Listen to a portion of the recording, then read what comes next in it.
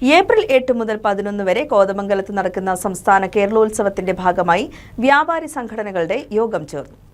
കേരളോത്സവത്തിന്റെ വിജയത്തിനു വേണ്ടി ചേർന്ന വ്യാപാരി സംഘടനകളുടെ യോഗത്തിൽ Kothamangalam municipal chairman K Tomy അധ്യക്ഷത വഹിച്ചു. കോതമംഗലം MLA ആന്റണി ജോൺ ഉദ്ഘാടനം നിർവഹിച്ചു. സംസ്ഥാനതല കേരളോത്സവം 8, 9, 10, 11 തീയതികളിലായി നടക്കുകയാണ്.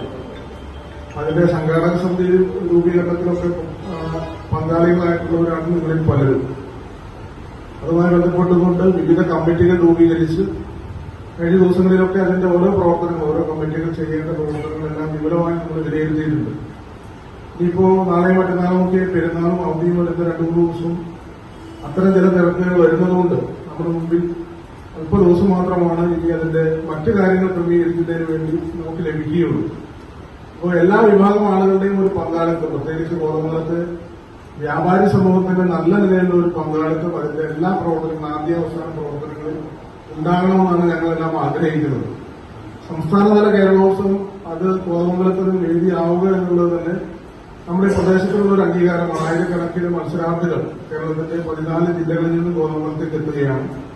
അപ്പൊ അതിന്റെ എല്ലാ നിലയിലുമുള്ള ക്രമീകരണങ്ങൾ അതിന്റെ അവസാന ഘട്ടത്തിലാണ്. ഇവിടെ വ്യാപാരികളെ സംബന്ധിച്ച് നമുക്കറിയാം, ഈ പട്ടണത്തിലും ഈ മണ്ഡലത്തിന്റെ താലൂക്കിന്റെ എല്ലാം വിവിധ പ്രദേശങ്ങളിൽ വളരെ സജീവമായി പ്രവർത്തിക്കുന്നത്. അപ്പോൾ ഏകോപന സമിതിയാണെങ്കിലും സമിതിയാണെങ്കിലും എല്ലാ മേഖലയിലും അതോടൊപ്പം തന്നെ ഹോട്ടൽ ആൻഡ് റെസ്റ്റോറന്റ് അസോസിയേഷന്റെ പ്രവർത്തകരുണ്ട്.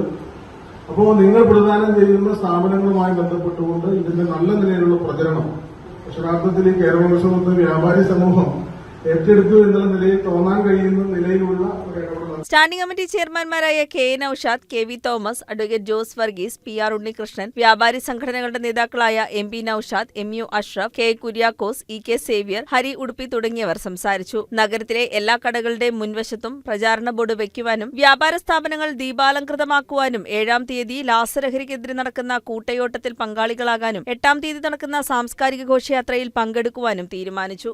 News desk KCV news.